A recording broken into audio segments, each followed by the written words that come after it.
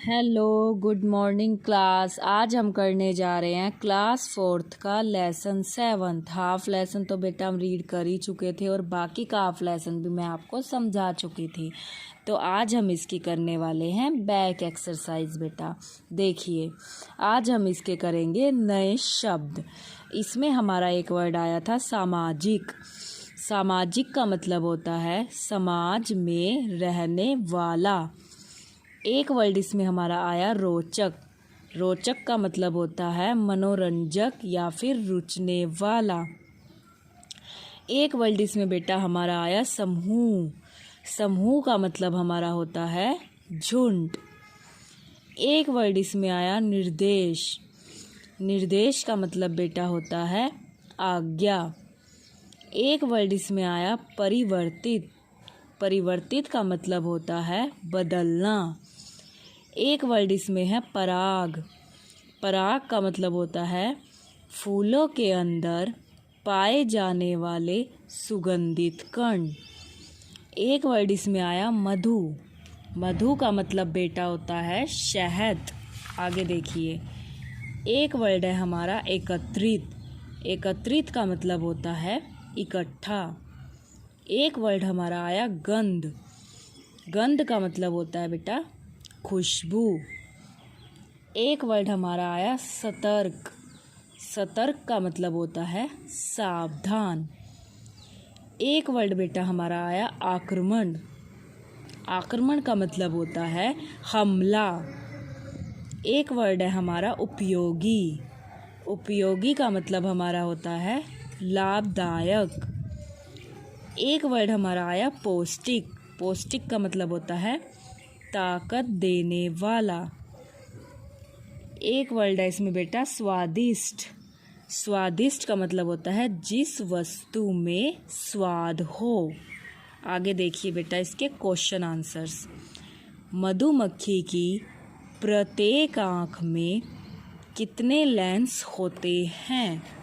देखिए, लगभग 6000 इतने ज़्यादा लेंस होते हैं उसकी आँख में। देखिए आगे, रानी मधुमक्खी प्राय कौन से मौसम में अंडे देती है? बसंत के मौसम में।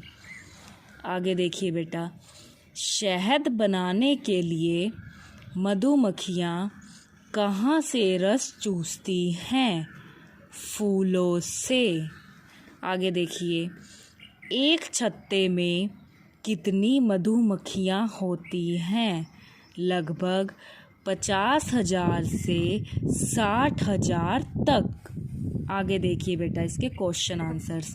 मधुमक्खियाँ पैरों की सहायता से क्या कार्य करती हैं? मधुमक्खियाँ पैरों की सहायता से सफाई, कटाई, आगे देखिए, और किसी चीज़ को पकड़कर रखने का कार्य करती हैं। इस तरीके से हम इसको कर सकते हैं। इससे हमें पता चला, देखो मधुमक्खियाँ भी कितनी मेहनती होती हैं।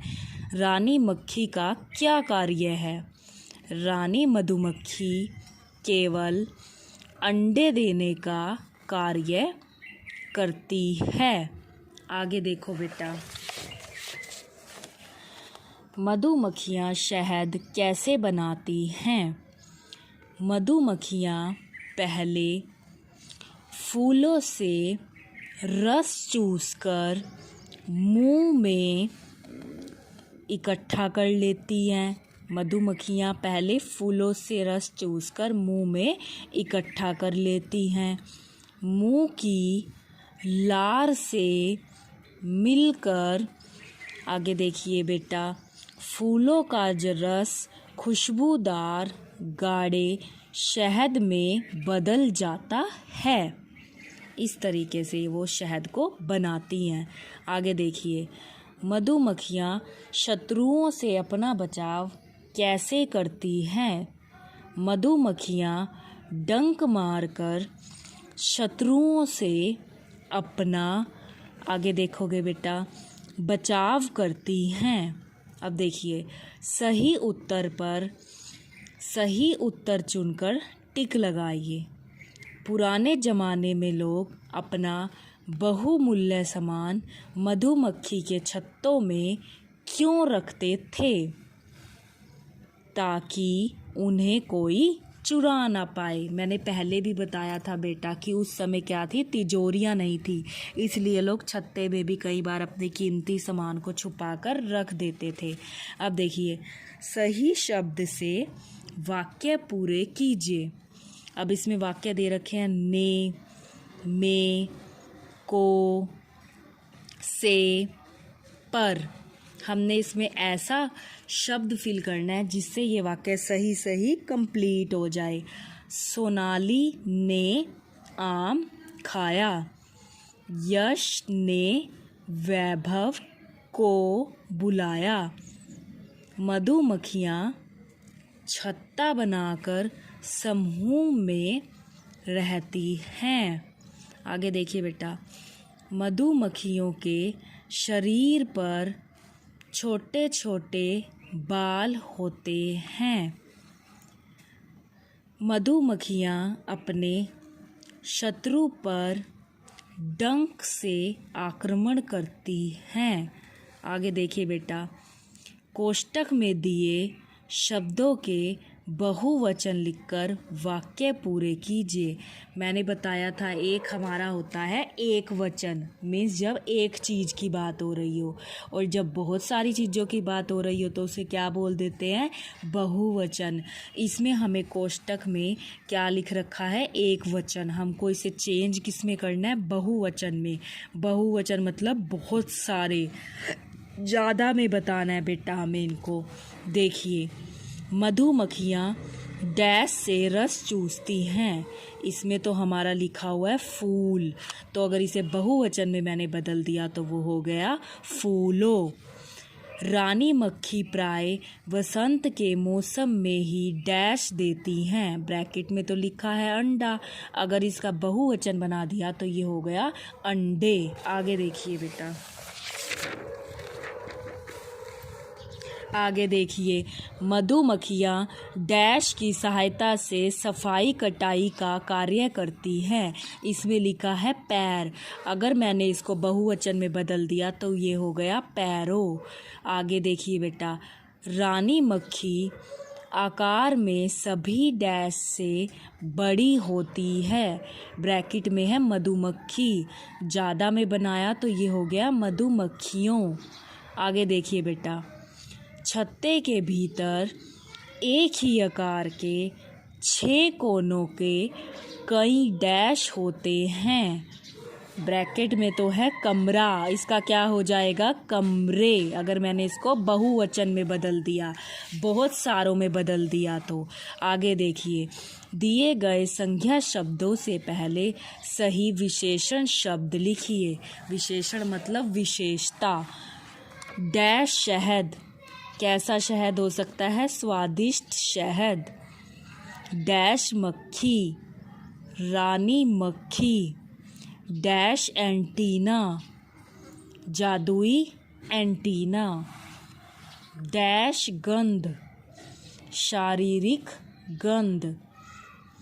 डैश पंख, छोटे पंख। डैश रस, कैसा रस, पतला रस। अब देखिए बेटा, इसमें वो हमें कह रहा है शुद्ध शब्दों के सामने टिक लगाइए, यानी कि दुनिया को हम कैसे लिखते हैं, ऐसे। बाकी में मात्राओं की उन्होंने मिस्टेक कर रखी है। अगला वर्ड है हमारा बहुमूल्य। बहुमूल्य को हम इस तरीके से करेक्ट करके लिख सकते हैं। एक वर्ड है पौष्टिक। पौष्टिक को हम बेटा इस तरीके से लिखेंगे। एक वर्ड हमारा आया स्वादिष्ट। स्वादिष्ट को हम ऐसे लिख सकते हैं। आगे देखिए बेटा, दिए गए शब्दों के समान अर्थ वाले शब्द चुनकर लिखिए। शहद बोल दो या मधु बोल दो, एक ही बात है बेटा। रोचक बोल दो या मनोरंजन बोल दो, सेम बात है। समूह बोल दो या फिर झुंड बोल दो, सेम मीनिंग है। आक्रमण बोल दो या फिर हमला बोल दो, एक ही बात है। निर्देश बोल दो या फिर आदेश बोल दो, परिश्रमी बोल दो या फिर मेहनती बोल दो, सहायता बोल दो या फिर मदद बोल दो, सावधान बोल दो या फिर सतर्क बोल दो। सेम ही मीनिंग है बेटा। आगे देखिए, जिस प्रकार मधुमक्खियाँ प्राय फूलों पर मंडराती हैं, उसी प्रकार कुछ जीव जंतु दी गई चीज़ों के आसपास दिखाई देते हैं। उनके नाम लिखिए। जैसे कूड़े कचरे के ढेर पर, उस पर हमें दिखाई दे सकती हैं मक्खियाँ और मच्छर। आगे देखिए बेटा, मिठाइयों की दुकान पर मक्खियाँ और मधुमक्खियाँ, मीठी चीज़ों पर आती है ना मक्खियाँ और मधुमक्खियाँ। आगे देखिए बेटा, काफ़ी समय से जमे पानी पर मच्छर, जलती ट्यूबलाइट पर मच्छर, दीवारों के कोनों पर मकड़ियाँ। आगे देखिए बेटा, ये पैराग्राफ आपको खुद पढ़ना है और इसी में ही इनके आंसर छिपे हैं। आपको इसमें से ढूंढकर इनके आंसर खुद से ढूंढकर निकालने हैं बेटा। इसके अलावा आज मैं आपको एक छोटी सी इंटरेस्टिंग सी कहानी बताने वाली हूँ। बहुत ही इंटरेस्टिंग स्टोरी है बेटा, वो देखेंगे आप। देखिए, उपयोगिता। ये एक स्टोरी है एक राजा की। देखो उस राजा को क्या लगता था और लास्ट में उसके साथ क्या होता है। देखिए, एक राजा था। एक बार वह अपने दरबार में बैठा था। तभी उसने अपने दरबारियों से पूछा, बताओ इस संसार में ऐसे कौन से जीव जंतु हैं जो निरुपयोगी हैं। निरुपयोगी बेटा मतलब जो किसी भी काम के नहीं हैं। सभी दरबारियों ने अलग अलग उत्तर दिए, किंतु राजा किसी के भी उत्तर से संतुष्ट नहीं हुआ और उसने इस बारे में खोजबीन का आदेश दिया। सभी सैनिकों ने खोज करनी शुरू कर दी। बहुत दिनों के बाद दो सैनिक राजमहल में आए और बोले, महाराज, इस संसार में केवल दो जीव, जंगली मक्खी और मकड़ी ही ऐसे जीव हैं जो निरुपयोगी है, मतलब बेकार है, जो किसी भी काम में नहीं आते। यह सुनकर राजा ने सोचा, क्यों ना जंगली मक्खी और मकड़ियों को ख़त्म ही कर दिया जाए, क्योंकि वो यूज़लेस हैं, वो किसी काम में आती ही नहीं है। उसी समय उस राजा के राज्य पर दूसरे राज्य के राजा ने आक्रमण कर दिया। दोनों राज्यों में युद्ध छिड़ गया। इस युद्ध में राजा हार गया। वह बड़ी मुश्किल से वहाँ से जान बचाकर भागा, क्योंकि वो तो हार गया था और शत्रुओं से वो छिपता फिर रहा था बेटा। आगे देखिए, शत्रु देश के सैनिक उसका पीछा करने लगे। भागते भागते राजा एक जंगल में पहुंचा। वह एक पेड़ के नीचे बैठ गया। वह थका हुआ तो था ही, उसे तुरंत नींद आ गई। तभी एक जंगली मक्खी ने उसकी नाक पर डंक मारा। डंक लगते ही राजा की नींद खुल गई। तभी उसे ध्यान आया कि इस तरह सोने से तो वह मुश्किल में पड़ जाएगा। फिर वह वहाँ से उठकर एक गुफा में छिप गया।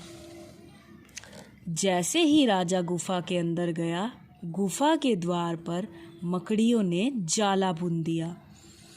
कुछ ही देर में शत्रु देश के सैनिक राजा को ढूंढते ढूंढते वहाँ आ पहुँचे।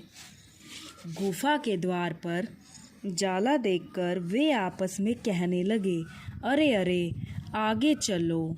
यदि वह इस गुफा में आया होता तो यह जाला क्या नष्ट ना हो गया होता।